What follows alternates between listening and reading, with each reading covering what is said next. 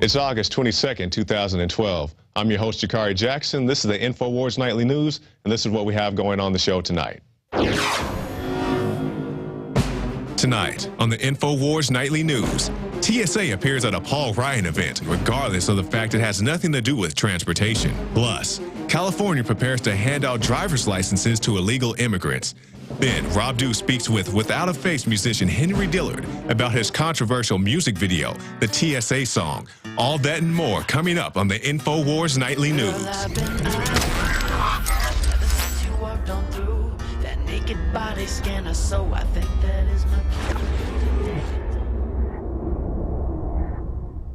Welcome back. Top story headline: the MF Global Magical Mystery Tour. This by James Hall of Infowars.com. The lack of definitive disclosure in the MF Global investigation is hampered at every turn. The frustration shows as Judicial Watch sues SEC CFTC for Corzine MF Global documents. Now, this article is full of acronyms, so I'm going to go ahead and just explain a few to you. Freedom of Information Act, Commodity Futures Trading Commission, Securities and Exchange Commission. Let's continue. Judicial Watch said the CFTC acknowledged receiving the group's FOIA on April 25th of this year, but failed to provide a final reply by the statutory deadline of May 23, 2012. Similarly, the SEC told Judicial Watch it received the FOIA on April 25th, but it did not provide a final response by the mandatory deadline date. Continuing, Investor Daily offers an even more disgusting prospect in Corzine's next actor, MF Global, a hedge fund. Amazingly, Corzine's reputation may be irrevocably tarnished, but the latest report suggests the ensuing criminal investigation is unlikely to lead to any charges against him. How you like them apples, Gerald Celente? He gets away once again. The article does go on to say that Corzine may be interviewed by federal investigators next month sometime, maybe. Next story. California poised to grant driver's licenses to young illegal immigrants. This story out of the Sacramento Bee. President Barack Obama's Deferred Action Childhood Arrival gives a select group of undocumented immigrants the right to live and work in the United States for 2 years without fear of deportation. Continuing, Deferred Action applies to the undocumented immigrants between the ages of 15 and 31 who were brought to America before the age of 16 and have no criminal record. Participants must also be either high school students or graduates who have lived in the United States continuously for 5 or more years, which is to say we have a border patrol that tries to keep you from crossing the border, but if you sneak past them, live here for 5 years, Barack could give you free tuition and driver's licenses and work visas and all that. And nothing against illegal immigrants, but why do we have a border patrol if we're going to award these people if they sneak past? Just a thought. Next story. Now, people say we're all doom and gloom here at Infowars.com on the nightly news, and we're not. We like to have fun every now and every now and then we come across a story that it's just a fun story, and since we have a bunch of Star Wars nerds here at Infowars.com, it wasn't too hard to get this one past. Headline, Hoverbike, Star Wars technology brought to life. California-based firm Aeroflex created an aerial vehicle with 2 ducted rotors instead of wheels, which originates from a design abandoned in the 1960s because of stability and rollover problems. Continuing, the Hoverbike does not require special training. It can become a useful tool in agriculture, border control, there's border control again, and search and rescue operations. Now, we do have a very cool clip of the hovercraft in action, and let's take a look at that. So we see the thing here. It looks like what's the Star Wars planet where Luke is flying around Tatooine? Okay, so yeah, the guy's flying around on Tatooine, having a good time. It's a hovercraft that gets off the ground, so do you need a TSA inspection before you can jump on that thing? Don't bend over too far, buddy. They may stick their hands down your pants. All right, we'll come back for one more. Forbes has released its list of the 100 most powerful women on the planet. If you guys got the graphics, we'll take a look here. So we see the number 1 people, the most powerful women in the world. Number 2 we have clocking in is Miss Hillary Clinton, a woman who can dodge bullets like Neo by her own accord. We'll slide down here to number 4, Miss Melinda Gates, whose husband wants to forcibly vaccinate you via mosquitoes. ABC News, you can take a look at that yourself. Miss Michelle Obama clocking in at number 7. Her husband, as she claims, is from Kenya, her own words. Drop all the way down to number 10, Sheryl Sandberg, the COO of Facebook. And who's that at number 9? None other than Big Sis Janet Napolitano. I do believe we have a quote from Miss Janet Napolitano. Is that right, guys? Early in this position, on Christmas Day '09, a man named Abdul Muttalib tried to get an underwear bomb onto a passenger plane bound for Detroit. It was over Christmas break. We were all spread all over the place. The president was in Hawaii. I was in California with my family. And I gave an interview where I knew what I meant, but it didn't come out right. Do you think that, has there been any evidence of the al-Qaeda ties that this suspect has been claiming? I think it would be inappropriate to speculate. One thing I'd like to point out is that the system worked. Everybody played an important role here. I'm Kurt Haskell. I'm an attorney in Michigan, and I was on the flight with the underwear bomber on Christmas Day while we were waiting for our flight, so we sat by the gate on the floor playing cards. And when we were playing cards, I looked up, and what caught my eye was a pair of men walking up to the counter, and one looked like a wealthier Indian man to me, and the other looked like a poor African. I thought he was a teenager, but apparently he was a little older then. But he looked like a poor African teenager. He only had on jeans and a white t-shirt in the middle of winter. And, I thought they were an odd pair, so I just kind of watched them as we were playing cards. And they went to the counter together, and the Indian-looking man spoke, and what he said was, "This man needs to get on the flight," referring to the African teenager.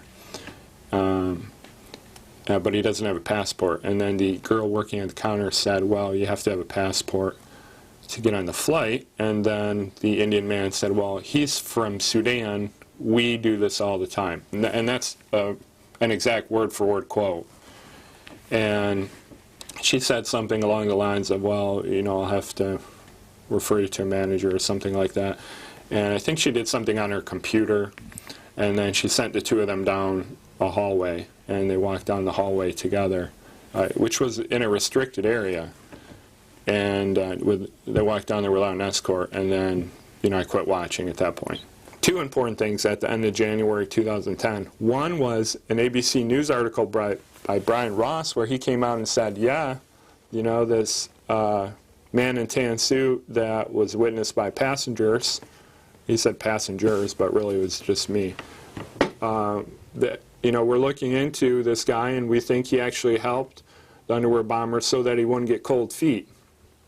They didn't go so far as to admit what I had been saying, that that would have been impossible, that he was al-Qaeda, because he went to the desk and said, "We do this all the time." And then he had enough authority to walk down this hallway in a secure area and talk to the manager and get the man on the flight. So obviously al-Qaeda couldn't do that. But they did admit the existence of the man in this article. So to me, that was a big story, because it was not only the first time they admitted his existence, but they've never admitted his existence after that. But at least we have it once detailed. Not only that, but it's by ABC News, so fairly credible media, at least to some. But later in January 2010, we had hearings in Congress on this, where we had Undersecretary of State Patrick Kennedy come out, and if you watch the video of him, it's pretty telling that he's trying to cover up something and not tell the truth. He's squirming in his chair and seems really uncomfortable answering the questions. And this video is all over the internet if you want to Google it and look at it. But what he said is basically, we knew Abdul Muttalib was a terrorist. We wanted to stop him from coming in the country and revoke his visa. There have been numerous cases where our unilateral and uncoordinated revocation of a visa would have disrupted important investigations that were underway by one of our national security partners. They had the individual under investigation, and our revocation action would have disclosed U.S. government's interest in that individual and ended our colleagues' ability, such as the FBI, to pursue the case quietly and to identify terrorist plans and co-conspirators. The system worked, as Mr. Napolitano said. I'm not exactly sure what system she's talking about. The Department of Homeland Security did not stop the underwear bomber. The people on the plane stopped the underwear bomber, and some well-dressed man happened to get him on the plane to begin with. And what's that? What are you guys saying? We have another clip of Miss Napolitano, or don't leave the people in suspense? My prior jobs were great experience for it because they, taught me how to delegate, how important good staff is around you to help you accomplish what you want to accomplish. Taught me how to compartmentalize. Taught me how to handle stress in a healthy way, so that I was prepared in that sense. But all right, and that brings us to our quote of the day. My prior jobs were a great experience. They taught me how to compartmentalize. That by Janet Napolitano, the Secretary of Homeland Security. And you see, you're talking about the compartmentalization. That's when, let's see, with the ATF, you got a few well-meaning ATF people who are really trying to protect the country. So they go along with this ploy to ship guns into Mexico. One hand's not knowing what the other hand is doing. There were rockets and grenades. I'm not sure what Bass Pro Shop you shop at, but the one in Broken Arrow, Oklahoma, does not sell explosives. So it wasn't just from pawn shops and mom and pop stores. So the people at the top of the ATF, your big wigs, your Eric Holders, your Janet Napolitanos know what's going on, but your other ATF agents, they're in their compartments, so they're not too sure. But anyway, that's it for this segment of the Infowars Nightly News. We're going to throw now to Paul Joseph Watson. Thanks, Jakari. Continuing here now with the news on Infowars Nightly News. Supporters fear Facebook Marine being disappeared. This is my story out of Infowars.com. Supporters of Brendan Raub, the man kidnapped by police and committed to a mental institution for his political posts on Facebook, fear the former Marine is being disappeared by the authorities after he was forcibly transferred to a psychiatric facility more than 3 hours away from his family and team of legal experts. Raub, a former veteran of the wars in Afghanistan and Iraq, was involuntarily detained for psychiatric questioning last week by authorities in Virginia's Chesterfield County for leaving anti-establishment messages on Facebook, God forbid, and questioning the official version of 9/11. He also referred to corruption within the US government. The FBI claims Raub's posts were terrorist in nature. That's the same FBI, as even the New York Times admits, is behind all the domestic terror plots. But according to them, leaving messages on Facebook is terrorism. And of course, Raub is being held against his will for a period of at least 30 days. He hasn't been charged with any crime. He's being committed to a mental institution. And basically, you all know the story by now. He was basically kidnapped from his home last week after these Facebook posts that the FBI claims are terrorist in nature.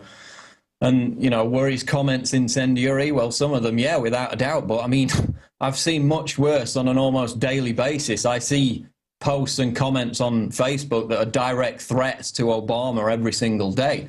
But this guy's obviously being targeted for a reason. He's a veteran. We know that the DHS is engaged in this smear campaign against returning veterans. They're trying to demonize them all, characterize them all as domestic extremists and terrorists. And he's being caught in this dragnet. So he's been moved to a psychiatric facility 3 hours away from his family and legal team, opposite end of the county where this is supposed to be taking place. And the justice in the case dismissed efforts to stop this. There were lawyers from the Rutherford Institute that tried to stop him being transferred. The justice dismissed it. He's gone. People having trouble getting in contact with him now, which is the latest I read on Facebook. But we were actually contacted by a supporter of Raub who spoke with his brother and shared the following concern, which is in this article. Quote, "It would seem that in the government's infinite wisdom, especially in a time of obscenely massive deficits, that they are going to send him to a Veterans Administration medical center. That doesn't sound too bad now, does it? How about this then?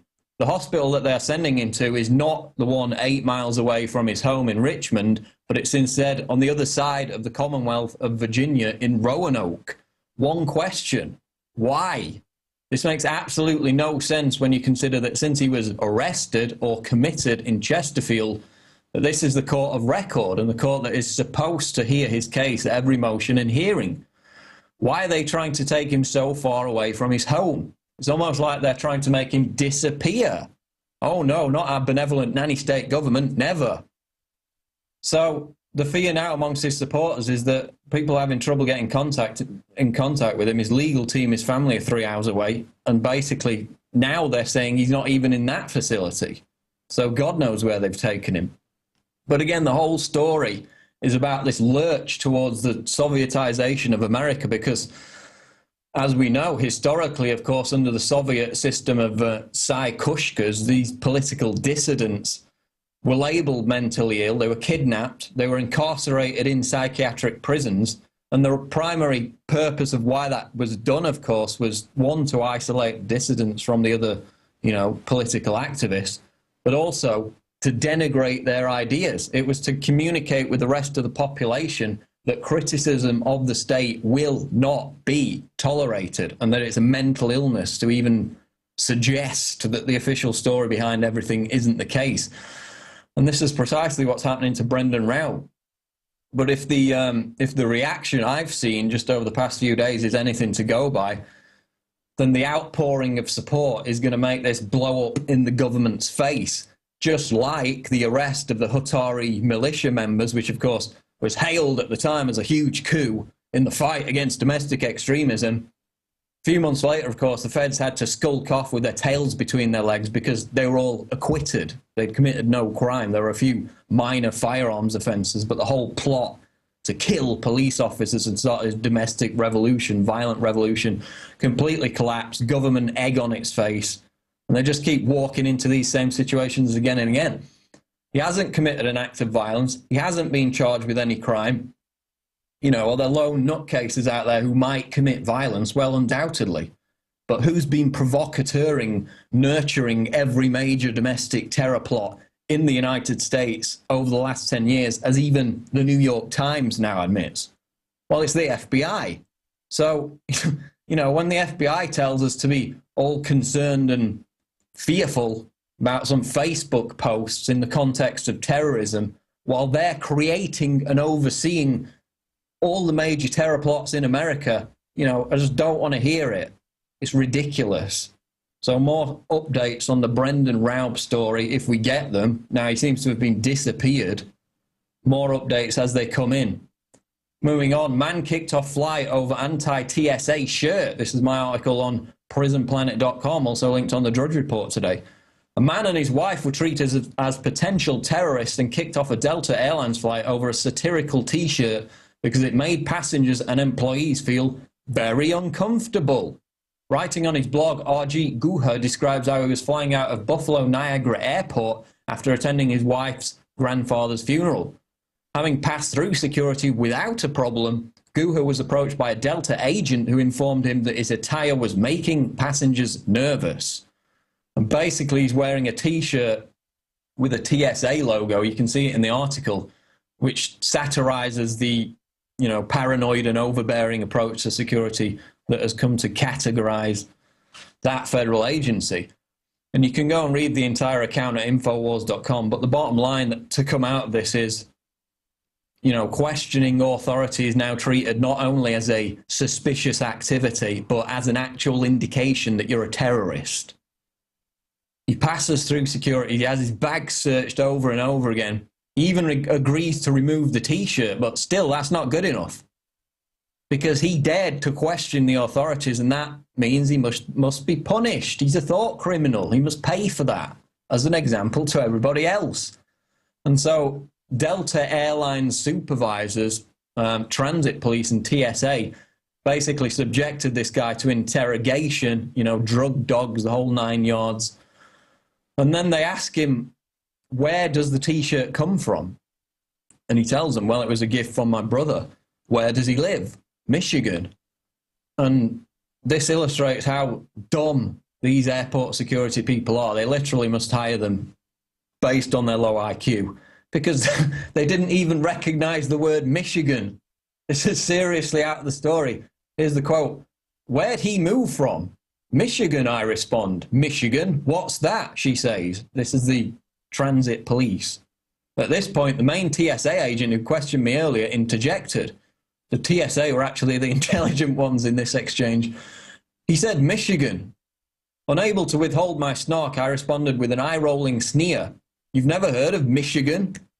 This response did not please her partner, a transit cop named Mark. Mark grabbed his walkie-talkie and alerted his supervisor and proceeded to request that he be granted permission to question me further in a private room. His justification? Quote, first he hesitated, then he gave a stupid answer. Michigan, my friends, is a stupid answer. So because these cops were so dumb, they couldn't comprehend what the word Michigan meant, that itself was taken as another sign that this guy was acting suspiciously and that he couldn't get on the plane. And then they cited the fact that his wife, who was with him, did not take his last name when they got married. So apparently, according to Delta Airlines and the transit police there in this airport, Buffalo Niagara Airport, if you're married and your wife doesn't take your surname, that's also a sign of potential terrorism right there. And you will be treated as a terrorist for that. And then we actually come to discover that the initial reason, the primary reason for him being identified as a threat was, you know, you guessed it, he opted out of the radiation firing naked body scanners. And we've, of course, covered stories before where people who are actually knowledgeable about the, you know, the massive health risk posed by the scanners are then subjected to extra special harassment for their thought crime. And it was actually, in this case, the pilot who eventually kicked him off of the flight. They had to get another flight the next morning because he said his presence, this guy's presence for wearing an anti-TSA T-shirt would have upset the other passengers. So the fact that he had a brain and was able to use it to construct his own thoughts, that was seen as a massive security risk. It was a threat. It was a threat to the other, you know, castrated sheeple who were sitting there trembling on the plane, nervous because some guy's got a political T-shirt on. I mean, give me a break. So remember, being able to think is now a security threat. Having a political opinion is a security threat. Having a wife who doesn't take your last name is a security threat. Opting out of a body scanner is a security threat. And your right to mobility will be eviscerated, as it was in this case. He missed the flight. If you dare to act like anything other than a lobotomized zombie, just make sure you're wearing the right T-shirt because it could make people very nervous. TSA again here. Surprise, surprise, another TSA story. TSA rifles through bags, conducts pat-downs at Paul Ryan event. For some time we've been warning, this is Steve Watson, Infowars.com. For some time we've been warning that TSA is systematically moving beyond the nation's airports and conducting operations on the streets of America. The latest example of this kind occurred at an event organised by Mitt Romney's GOP running mate Paul Ryan this past weekend in the Villages, Florida. The Shark Tank blog reports that the TSA officers showed up alongside Secret Service and local Sumter County Sheriff's Office and proceeded to do what they do like nobody else does. So they had 6 TSA agents out there at this Paul Ryan political event conducting grope downs and bag searches. I think the Department of Homeland Security needs to be reminded of what the TSA actually stands for, what those 3 letters stand for. Transportation Security Administration. The key word there being transportation. What the hell has a Paul Ryan political event got to do with transportation? You know, what has TSA workers conducting grope downs at prom nights got to do with transportation? Nothing. But for all those people who, you know, just for years lazily sat back and said, well, I don't fly, so I don't need to worry about it. Well, look where that attitude's got us now. You know, TSA agents riding on buses in Houston interrogating people as to their destinations, train stations, ferry ports, highways, bus depots. You know, last month they even sent TSA agents, because they were doing such a great job, they sent them over to London for the Olympics. And it's an occupying army of goons. It's a literal occupation force throughout America now. In Nazi Germany, these kind of people wore brown shirts, but, you know, for the TSA, the colour of tyranny is blue. So the battle against the TSA goes on. Of course, we had this poll a few weeks ago. the majority of Americans are happy with it. They're happy with this gaggle of perverts prone to criminal behavior groping their children. So there's a lot of morons, there's a lot of zombies that need to be kicked out of their slumber. And until they are, we're just going to see more and more stories like this as the TSA expands its presence, its occupying presence across the United States. Moving on to global news now. Syrian rebels try to use prisoner for suicide bombing. BBC News. The New York Times has released a video which shows 3 Syrian army rebels trying to use a prisoner as an unwitting suicide bomber, as the BBC's Gordon Kadera reports. Let's go to the clip. A bomb being prepared on the back of a truck. The target, a nearby Syrian government checkpoint. The group call themselves the Lions of Tawhid and say they'll accept nothing less than the end of the regime of President Bashar al-Assad. At their base, the group have a prisoner. They say he's a member of the Shabiha militia and he's told that he'll be released as part of a prisoner exchange. Blindfolded, he's driven towards the city. He's told all he'll have to do is drive the truck towards a government checkpoint. What he doesn't know is the truck is the one that's been rigged with a 300-kilo bomb. The rebel fighters intend to detonate it remotely when he approaches the checkpoint. He's being tricked into being an unwitting suicide bomber. So there you have it. Barack Obama, with his recent announcement, is using your taxpayer dollars to fund Syrian rebels who use prisoners as unwitting suicide bombers. These are the good guys now. These are who we're supporting. Rah, rah, rah, it's the war on terror. We're supporting and funding the actual terrorists, but let's not talk about that. And what's interesting is this story is actually being deleted from the BBC News website. It's down the memory hole, gone. It's still up on their YouTube channel. How long it stays there is anyone's guess, but it seems somebody's trying to pull the plug on it. And I love how the BBC spins it in the clip. It's like, oh yeah, sure, he's covered in bruises, this prisoner they've captured. He's covered in bruises from torture, but that was from his previous captors. You know, look, they're friendly. The rebels are friendly. They're giving him a cigarette. Let's not cast judgment on the fact that they're about to force the guy to blow himself into 1,000,000 pieces. Look, they're giving him cigarettes. They're nice. They're friendly. And then the New York Times reporters who were there witnessing all this claim they had no knowledge of what was going on. And you can believe them. You can trust them, New York Times. And then there's the behavior of these rebels. I mean, every time I see these rebels in these YouTube videos, they're just engaging in the most flagrant, embarrassing hypocrisy imaginable. You know, it shows them riling through the possessions of this guy whose apartment they've just commandeered, sneering at photos of his kids. And then they say, look at this guy living in luxury. What an infidel. And then the next clip is them frolicking around in his damn swimming pool. I mean, just complete hypocritical morons. And so not only is, you know, Al-Qaeda helping them carry out terror attacks in Syria, but now they're forcing unwitting prisoners to become suicide bombers on their behalf. These are the good guys, remember? Your taxpayer dollars going to fund all this. So they're fear-mongering about Iran, as we're going to see in a minute. Iran's going to carry out terror as a reprisal against America and the West trying to overthrow Assad. But these guys, with your taxpayer dollar funds, they're making prisoners carry out suicide bombing attacks. And I guess it's fortunate that, you know, these rebels have proven themselves to be all but actually useless and pathetic in fighting the actual war. And that's why the CFR now, as we saw a couple of weeks ago, is lavishing praise on Al-Qaeda, saying, you know, they bring leadership to the rebels. They bring discipline to the rebels. And by the looks of it, they need it because they're nothing short of pathetic. They try and get a guy to kill himself in a suicide bombing, and then they can screw up the detonation. Doesn't work. And there's actually another video which I saw of a captured Syrian soldier who's being forced to make this video by Syrian rebels. They're going to make him kill himself by the looks of it. And he's already got the bomb there in front of him. He just blows himself up and takes them all out.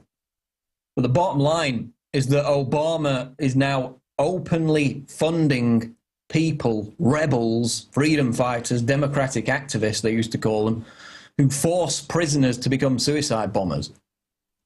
And you're paying for it. It's your tax money that's going towards it. Now they're talking about Stinger missiles being sent via the CIA to these rebels. you know, just democratic activists with Stinger missiles. And you'll also probably pay for the, you know, the convenient chemical weapon attack that gets blamed on Assad later down the line and then provides the pretext for the no-fly zone and the NATO troops. But just remember, you know, these are the good guys now. This terrorism's good because it's funded by our governments. Staying with global news now, the London Telegraph. Iran's supreme leader orders fresh terror attacks on West. Iran's supreme leader has ordered the country's Revolutionary Guards to intensify its campaign of terror attacks against the West and its allies in retaliation for supporting the overthrow of President Bashar al-Assad in Syria. According to Western intelligence officials, Ayatollah Ali Khamenei gave the order to the elite Quds Force unit following a recent emergency meeting of Iran's National Security Council in Tehran, held to discuss a specially commissioned report into the implications for Iran of the Assad regime's overthrow. So, in other words, the CIA needs to distract from the fact that it's arming al-Qaeda terrorists in Syria with Stinger missiles in an effort to overthrow Assad. So it's claiming, and this is a claim, this isn't a quote, it's just a claim from Western intelligence officials, that Iran is intensifying its campaign of terror in the West.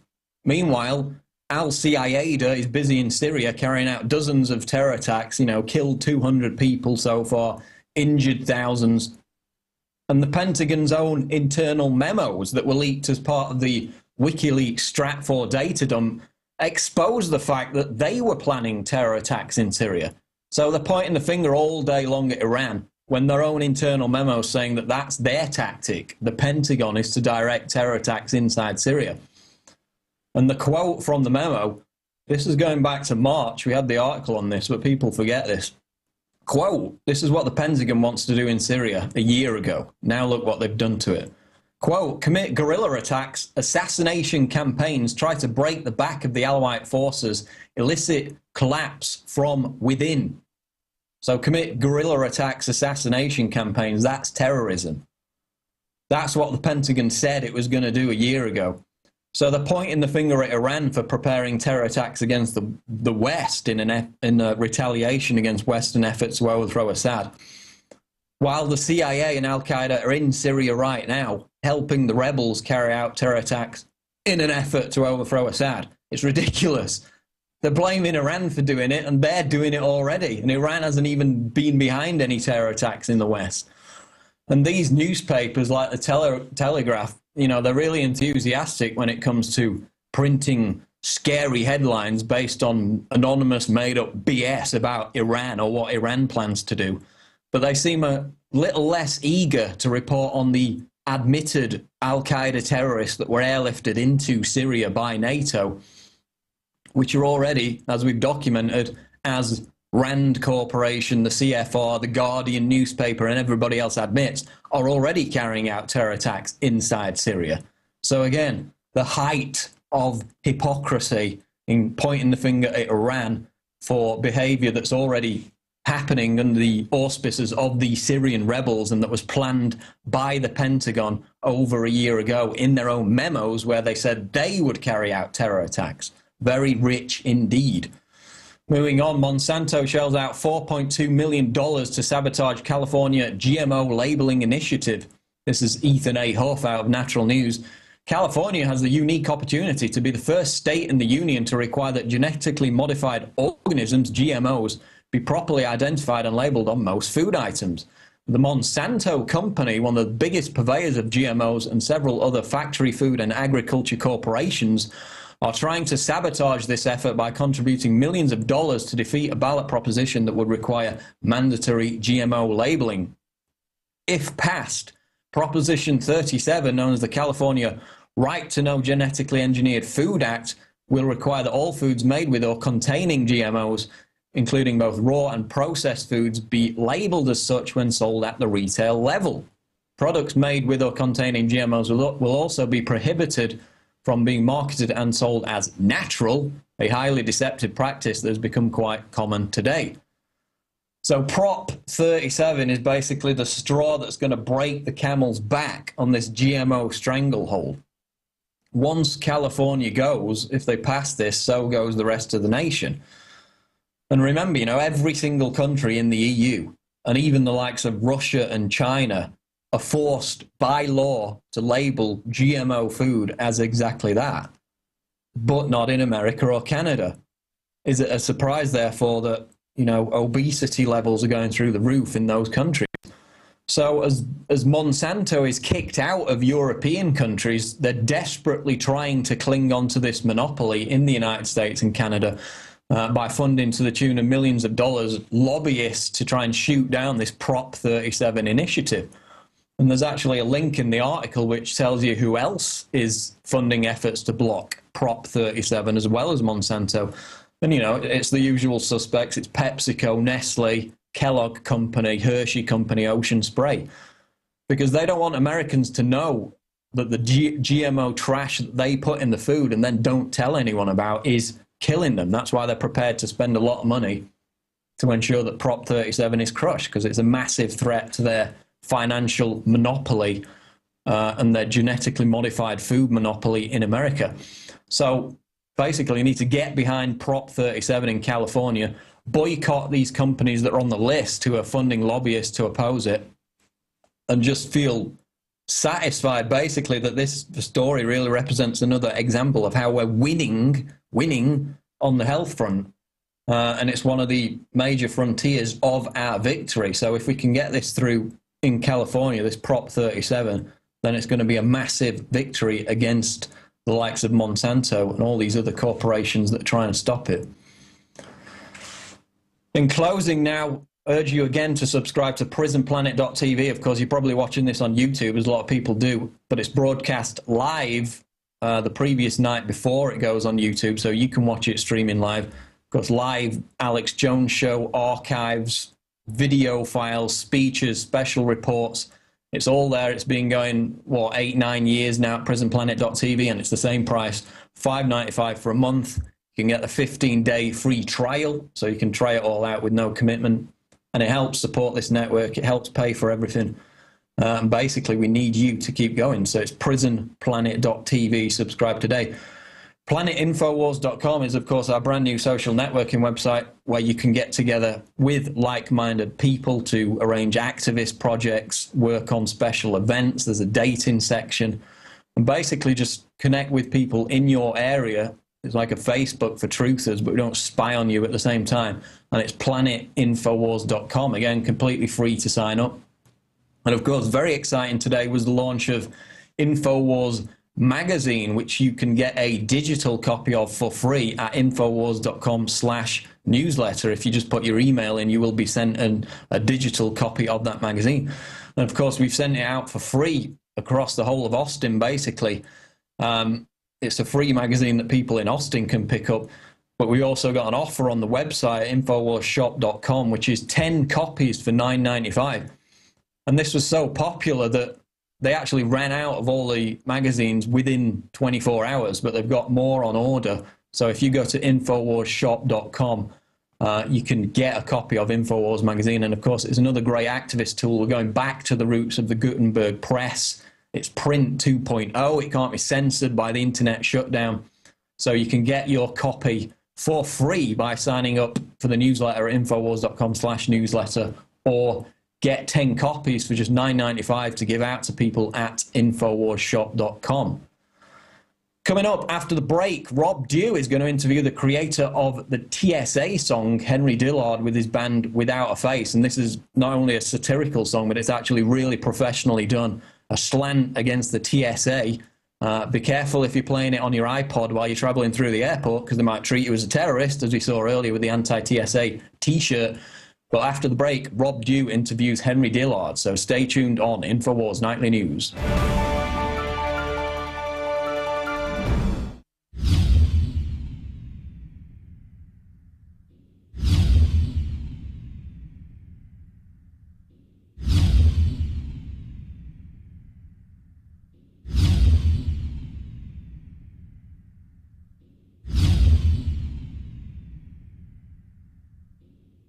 I really enjoy it when the globalists try to poison us, and, well, we resist them via a free market system. Hello, my fellow Info Warriors. Alex Jones here, introducing you to the ProPure family of gravity-fed filters. Now, you know that the globalists are filling our water with radioactive isotopes, fluoride, lead, mercury, arsenic. And one of the few systems that can efficiently and economically remove or reduce down to non-detectable levels these poisons are gravity-fed filters. And ProPure is the top of the line. Their filters are impregnated with silver, a natural antibiotic. On top of that, they're bigger, so they filter faster. You don't have to prime these the first time you use them. It's amazing. Go to Infowars.com and click on the shopping cart link to see the entire family of these babies. Now, the fluoride they add to our water is so tiny that most filters can't cut it out. But ProPure has their system that will, again, reduce it to non-detectable levels, almost get all of it out of there. That's also available. And if you look at the different systems they offer, the ProPure Big Brush Finish is on a stand, so it's easier on a table or at your restaurant or wherever you have it to go up with a glass or a mug and fill it up. Then there's this big baby right here, the ProPure King large version. Got a lot of different options that come with it. Also, they have the ProPure Big, probably one of the best values out there. And of course, it's burnished stainless steel. And then what I use on my RV, something that's great for your hunting cabin or the back porch, is the ProPure Traveler. Small and portable, but packs a huge punch, cleans out all that garbage. They also have a glass sight spigot, so you don't have to take the top off and look in the bottom area to see how much water. You can see how fast it's filtering with this optional system. The globalists obviously are hitting us through our water. It's time to take control of our lives. It's time to not give our children and families these poisons, and these systems cut it down to non-detectable levels across the board. ProPure is the name. I only promote what I believe in. And I use ProPure in my home and my office. And I recommend that you check out the information on ProPure at Infowars.com. We already have the lowest price at Infowars.com on the ProPure gravity filter system. But when you add in the 10% off when InfoWarriors use the product code WATER at Infowars.com, nobody can top it. So again, it's a win-win-win. Stop drinking the poison water. Checkmate the globalists when it comes to your health, and support Infowars.com and the work we're doing here. You know, many revolutionaries rob banks and things and kidnap people for funds. We promote in the free market the products we use that are about preparedness. That's how we fund this revolution against the New World Order in our move to restore our constitutional republic and a spirit of 1776 worldwide. Check it out at Infowars.com. ProPure, top of the line, #1, most powerful and effective and economical gravity-fed water system in the world. ProPure, available, discounted at Infowars.com. Don't forget product code WATER to save 10%. It's the latest generation, years in development. ProPure is the name. Alex Jones here with a message that could revolutionize health in this country. Going back about 1.5 years ago, I began to learn about the incredible health effects of longevity products. Aaron Dykes lost 92 pounds. We're going to show you some before and afters. Aaron, break down what happened, your story. I've worked really hard with diet and exercise to try to lose weight, but I just didn't get the results. It just didn't happen. Then I saw what you were doing with InfoWarsTeam.com. I wasn't even trying to lose weight, but I got it because I wanted to feel better energy. I wanted that nutrition. Didn't even understand how that could kickstart my own weight loss goals. But the products did that for me. I found myself suddenly losing weight, more energetic, wanting to exercise, wanting to eat the right foods. And they don't even advertise it as weight loss. I want to challenge our radio listeners to go to InfoWarsTeam.com. Sign up as a distributor and get wholesale pricing discounts at InfoWarsTeam.com.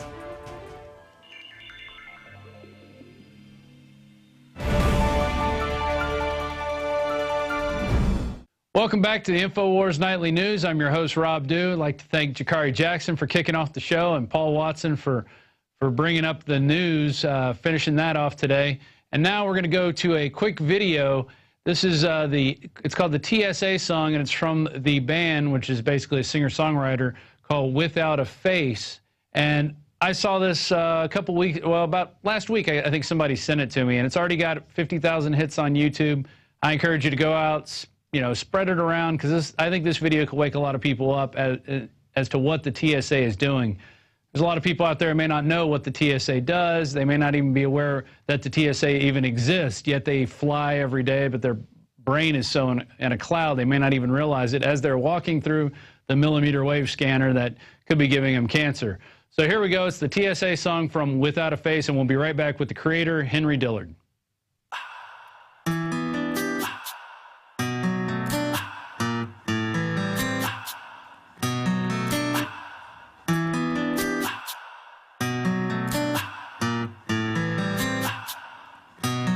Girl, I've been eyeing you ever since you walked on through that naked body scanner, so I think that is my cue to take it to the side. Yes, I know you're a single mom, but shawty, you suspicious cause your body is the bomb. So now that I got you at my airport, I'm gonna show you just exactly what TSA stands for.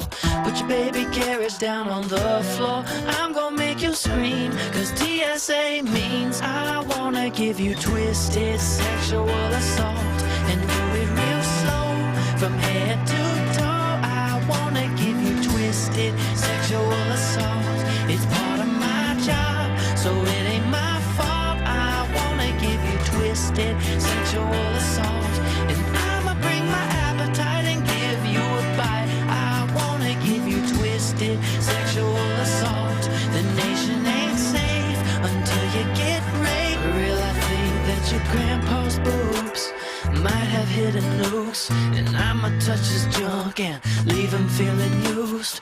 Old ladies and pretty baby boys, I'll take off their diapers to make sure I stay employed. So now that I got you at my airport, I'm gonna show you just exactly what TSA stands for. Now that I got you at my airport, time to get screened, maybe double team. I wanna give you twisted sexual assault and do it real slow from head to toe. I wanna give you twisted sexual assault. It's part of my job, so it ain't my fault. I wanna give you twisted sexual assault, and I'ma bring my appetite and give you a bite. I wanna give you twisted sexual assault. It's for national security. Until you get raped. Without a face, here we go. Uncle Sam's got a chance to stick his hands down in your pants. Big brother putting grandmother into a trance. Getting pretty freaky like a 5th grade dance. What can I say? I'ma fill you up fiend. One big mean molesting machine dream team. I'ma give y'all sexual assault. I'ma pull Johnny's little Jimmy out the vault. And if the mama asks why, it's because I said so. You up next too, mama, do what I said, ho. Starts at the airport, then we go to Walmart to get TNA before you get a shopping cart. Let's get twisted, quite gifted with it. I really wanna whip it. Bondage and lingerie with a little bit of role play. You a dumb sheep, I'm TSA. I wanna give you twisted sexual assault, and then your grandma, your daughter-in-law. I wanna give you twisted sexual assault. I know you like that, and so will your cat. I wanna give you twisted sexual assault, and I'ma bring my appetite and give you a bite.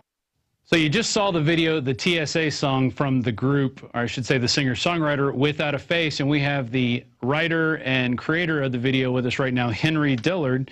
He is a recent graduate from DBU, which is Dallas Baptist University, focusing on communications.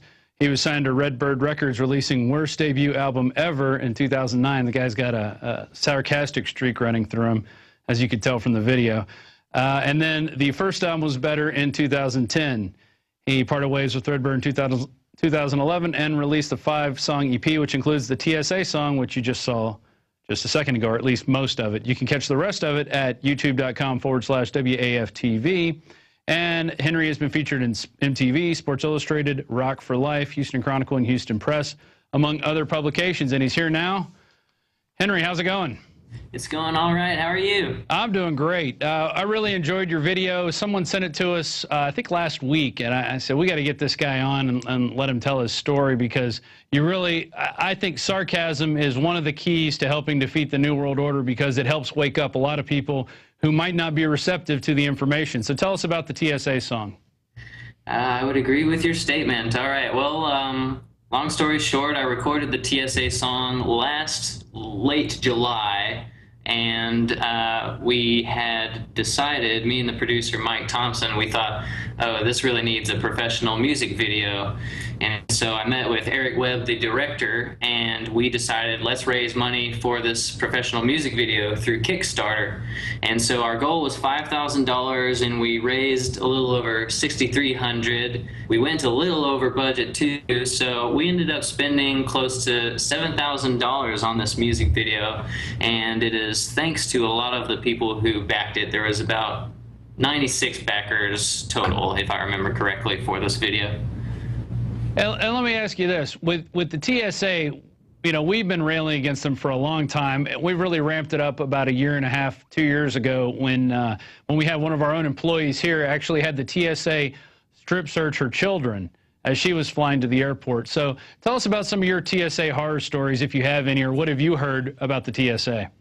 Well, I suppose that I'm the type of person where if someone is getting picked on, I want to speak up for that person. I want to defend them. And so the idea of Americans just having their genitalia felt up in the name of national security just seems really illogical. And if you think about it, if someone is a terrorist and they want to take lots of lives, and if the threat of terrorism is really imminent, then we should do a better job of protecting our national borders. But no, for some reason we need TSA at the airports, when really if terrorism was that big of a threat, I would imagine terrorists would be attacking sporting events, which of course, I think that's the ultimate goal for TSA, is to eventually, you know, have security checkpoints every 15 miles. They're already rolling them out to train stations, I think at a few Walmarts and stuff like that. So I think that this is an ensuing police state unless people wake up and try to do something about it.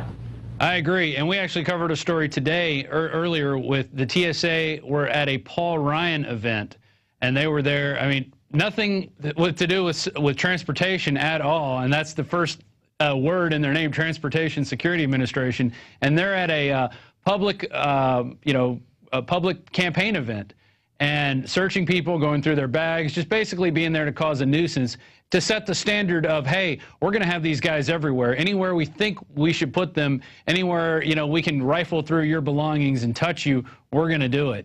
And I saw a couple pictures. There was only 2 men. You know, what were they doing? Were they feeling up the women as they were going? I mean, it's just crazy. Your comments on that?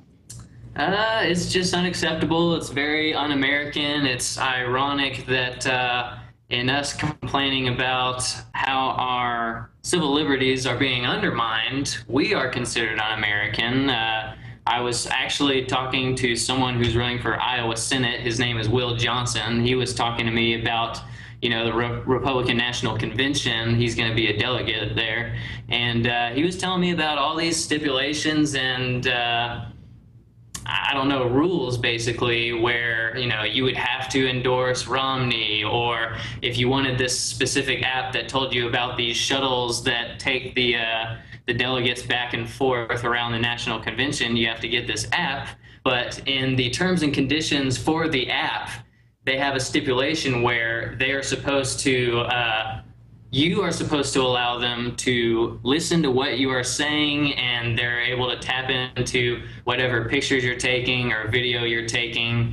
And Will Johnson was saying he suspects that basically they want to make sure that you're endorsing Romney, and if you're not, then they're going to do something about it, basically. Well, that's pretty big news. That's big news, yeah, that the Republican National Convention is now employing spy devices or spy programs to go through your telephone, which we already know the NSA's hooked up to, and they're recording everything we do anyway. But now what they have is their, I guess it's sort of cubed out into a little, their own little mini NSA is going to be spying on you, making sure you're going to vote for fewer Romney, who's basically going to come in and just keep the same policies going that Barack Obama and George Bush and Clinton before them were doing. So I guess marching us on to global tyranny. Hey, let's move into your video. It's got a lot of great imagery. We've been showing it while we're doing our interview here, And, Excellent. you know, you've got that, your millimeter wave scanner booth built, and the dancers, and, you know, the bearded guy. I mean, it's just, what did you guys just sit and brainstorm all this, all the different events, you and the director, or how'd you come up with all these ideas? We did brainstorm. It was me, the director, Eric Webb, and a few of the key members of the crew who were in charge of seeing the production through, you know, and we were just sitting there trying to think of ideas. We shot a whole ton of footage. I might be able to recut a few new edits. I'm thinking about doing a family-friendlier edit. I'm thinking about doing an edit that includes some neglected footage, like there was shots of me as a TSA agent going through people's stuff. There was some shots of actually the passengers giving me a taste of my own medicine. Like in that music video, you can see me harassing a blind man and his seeing eye man. We actually had shot footage of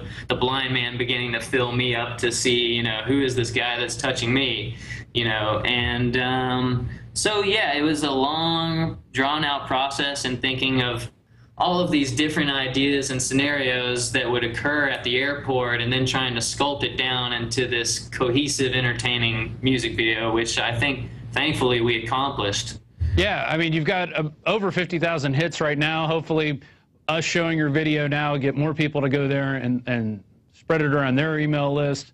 Because really, I mean, I kind of look at your video as sort of like a gateway drug to people who've never heard of the TSA or watched any of this stuff. Now they're like, wow, what is this? Why is this guy making this crazy video acting like he's a sex fiend, feeling people up? What is all this about? Well, if people don't travel, or if they haven't been in that situation yet, they really don't know. But I mean, TSA is on record of going in, ripping out people's colostomy bags, you know, feeling up old ladies, making them strip, dropping people's pants in front of everybody. I mean, really demeaning, horrible stuff, which you really illustrate in your video.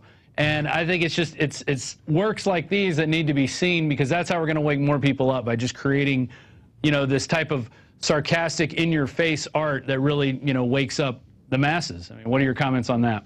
I would completely agree with that. Basically, it's just like, I can remember running into someone a couple months ago, and they had no idea what TSA was, and I'm thinking to myself, you know, I was not trying to condescend to them whatsoever, so I held back a few of my thoughts, but I thought, man, I mean, if you don't know what TSA is, then you may have not heard about the Patriot Act or the National Defensive Authorization Act. You may be ignorant to a lot of things where it seems like they're gearing up for the clamps to come down. They've basically legalized lawlessness, and it's only a matter of time before they might start enforcing their lawlessness and start shooting off more people to these military detention centers. And then I know that, I think his name is pronounced Anwar al-Awlaki. I mean, he was assassinated. He was a U.S. citizen, assassinated without due process. And it seems like nobody bats an eye to this kind of stuff. But, you know, the logic behind assassinating him was, oh, he's a terrorist with possible future bad intentions, so we should kill him now. Well, I mean, if you follow that logic, anyone is capable of doing something bad. So why not just start arresting people if you suspect they might do something terrible in the future, you know? Sure. But in 2001, he wasn't scary enough to invite to the Pentagon for a dinner with a bunch of Joint Chiefs of Staff and a bunch of Army generals. That was okay because, you know, he was on our side at that point. But now he's a bad guy. All of a sudden, he becomes #2 in Al-Qaeda. And then we use that to basically, I think he was just a test case to see, hey, can we kill an American citizen? And they killed his son, too. They killed 2 American citizens with that drone attack. Yeah. Right. And can we do that? And will the American people even care? Will they even get up in arms? Will they do anything about it? And, you know, we railed about it, but we didn't hit that mass exodus of people basically going after, you know, the government at this point, because I think they, you know, they believe the hype. They believe that this guy is a terrorist when, you know, a lot of people don't know. He was having dinner at the Pentagon right after 9/11. So what does that say? One, for our national security, and 2, what's it say for the people we're calling terrorists, you know?